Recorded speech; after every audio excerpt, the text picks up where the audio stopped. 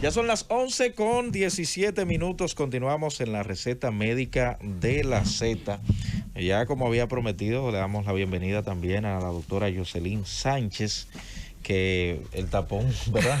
Se complicó un poquito. Un poco intenso, Roberto, el tapón. Buenos días, doctora. Buenos días al país. Ya estamos iniciando esta receta. Ya inició, de hecho, la receta médica de la Z. Y escuchar al doctor Calderón, que desde el día de ayer ya tenemos la gran noticia de que ya va a entrar en funcionamiento el hemocentro, nos llena de mucha satisfacción.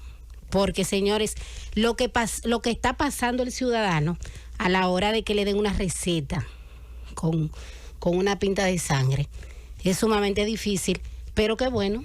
Que ya está en funcionamiento. Queremos que ya desde el día de hoy están donando sangre.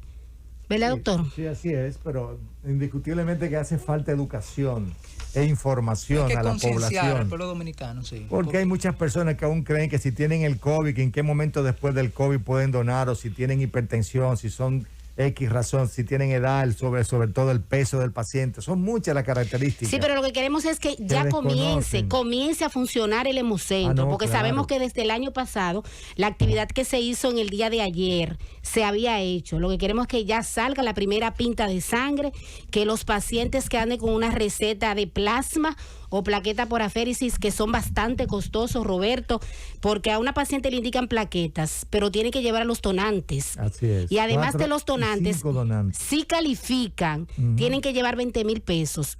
Pero ya con la puesta en funcionamiento del hemocentro, queremos que ya esta situación se va. Esa cifra, doctora, 20,000 pesos. 17 en algunos sitios. Y para juntarse con 20,000 pesos, un infeliz de eso, usted sabe. Pero ya está el hemocentro, doctor. Gracias a Dios. En funcionamiento, gracias a Dios, que va a alivianar la carga de aquellas personas que tienen situaciones con sus familiares a la hora de necesitar una transfusión de sangre. Doctor Cisnero. Tú sabes que es importante, sí, desde aquí, desde la Z, hacerle un llamado al pueblo dominicano para concienciarlo y que saber que todo politraumatizado necesita sangre.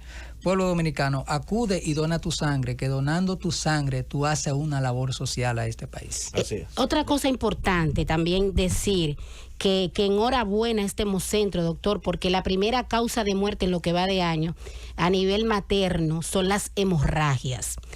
Porque es muy difícil cuando un obstetra se presenta a realizar un procedimiento quirúrgico y no tener sangre en el hospital. Y esto es bastante penoso, pero ya con la puesta en funcionamiento de este hemocentro, los hospitales de maternidad van a estar un poquito más tranquilos, porque con el COVID se estaba escaseando la sangre en esos hospitales. Estaba un poquito difícil esa situación. Enhorabuena, repetimos la puesta en funcionamiento de este hemocentro. No solamente, doctora, por el asunto de los accidentes. Nosotros los médicos que tenemos la parte quirúrgica, cuando vamos a planificar una cirugía, es de carácter obligatorio, según dicen los protocolos, que usted debe reservar 1 o 2 pintas de sangre. Pero a veces mis pacientes se pasan días y no hay forma para poderla conseguir y establecer la hora de su cirugía. Imagínese usted cuando ocurren pacientes así accidentados que no tienen. Claro, hay una tipo condición de emergencia, que ahí no hay chance, hay que tenerla ahí mismo. Claro. Hay que tenerla, pero. Así es, o sea que de verdad que exhortamos a la población a. Vamos a presentar a nuestro invitado en este momento. Buenos días, una vez más al doctor Cisnero. Adelante con el invitado.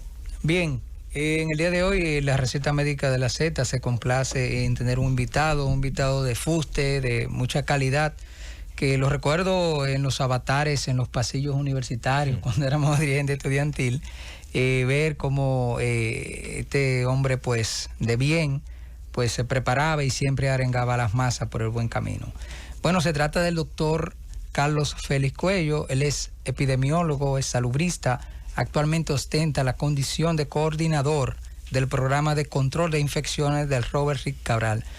Pues bienvenido, don Carlos. Bien, buenos días, estamos aquí a su disposición. Bueno, yo quiero iniciar con el doctor Carlos Félix, esa pregunta que aparece en los medios. De que a propósito del tema, ¿verdad? Que el tema de que vamos a conversar con él, en el sentido de que comenzaron a disminuir de manera importante los casos de COVID en República Dominicana. ¿Cuál le merece su opinión en el sentido, doctor? Bueno, eso es una información un poco confusa, porque en una enfermedad como esta, donde tiene un periodo de incubación de 0 a 14 días, usted no puede informar y usted no puede emitir una opinión de que están bajando los casos, cuando inclusive lo que se ha producido es, lejos de bajar casos, han disminuido la cantidad de pruebas que se han hecho en esos últimos 2 días. Y como consecuencia, que estaban presentándose 1.400, 1.300 casos por día, alrededor de 6.000 pruebas, 5.000 pruebas, se hacen 4.000 y pico pruebas y bajan a 900 y pico de casos. De manera que hay que ser un poco cuidadoso, porque cuando usted habla de baja de casos con relación a este problema, tiene que verlo en función de en 14 días, porque es el periodo de producción del virus. Esos procesos entonces son un proceso de disminución de manera constante de los casos, entonces usted puede informar y puede entonces decir que sí están bajando los casos. Entonces, las autoridades, doctor, dicen que en los últimos 4 días ha bajado el porcentaje. Entonces, usted desde el punto de vista epidemiológico, para hablar de la baja, debe de pasar de 14 días. Lógico, eso es el ABC en términos epidemiológicos y de cualquier pandemia y epidemia. Aquí hay la variable en materia de pandemia, epidemia, se miden con 5 variables clave, que es lo que te dice a ti, cuál es el comportamiento. ¿Cuáles son esas variables, doctor? La tasa de positividad, la tasa de incidencia, la tasa de infectación y la tasa de egreso con relación a los ingresos de los pacientes. Te puede dar una orientación de cómo se está comportando el virus. Nosotros tenemos un elemento aquí totalmente diferente a cuando se adoptó la posición de ir de manera presencial y semipresencial a nivel de docencia, que en ese momento se dijo que las provincias que tenían una tasa de positividad por debajo de 5% se le iban a permitir. Hasta el día de ayer, que fue el boletín número 452, la única provincia que tiene una tasa de positividad por debajo de 5 es la provincia Hermana Mirabal, con 2.33. Y anteriormente a eso, habían alrededor de 8 provincias que tenían una tasa de positividad por debajo de 5. Ya usted sabe entonces, de ahí para acá, claro, cuál es el comportamiento epidemiológico de esta enfermedad. Y hasta el día de hoy, por encima de 11 están alrededor de 20 provincias. Por encima de 11. De 11. Encabezando la Peravia con 24.28 tasa de positividad.